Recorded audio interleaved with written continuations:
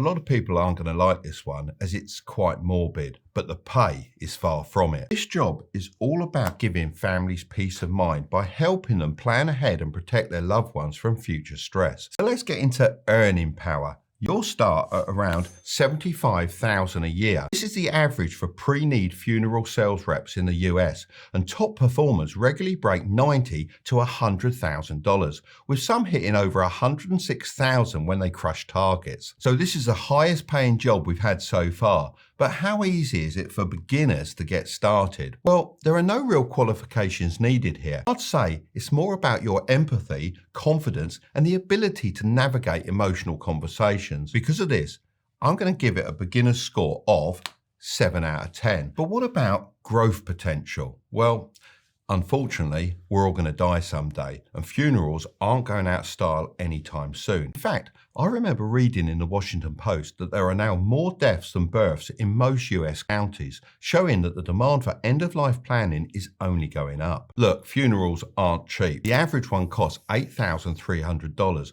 and if you add extras, the total can rise to nearly $10,000. So with the amount of deaths going up due to aging populations, this means that so much money is going to be spent on funerals.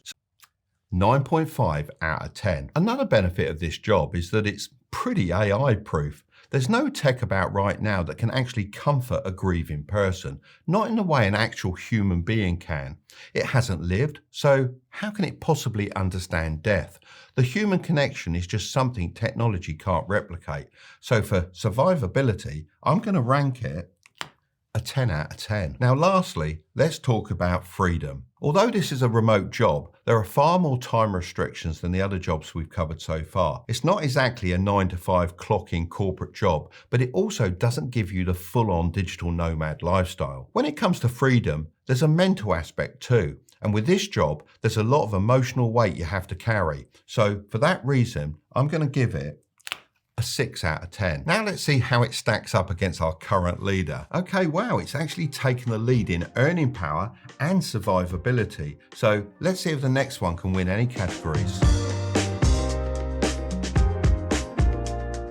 Job number 5 is a statistics validator. Look, companies are spending millions on ads, and you could get paid just to make sure their numbers aren't fake. I mean, have you ever wondered who actually checks those claims like 9 out of 10 dentists recommend this product? Well, that's exactly what a statistics validator does.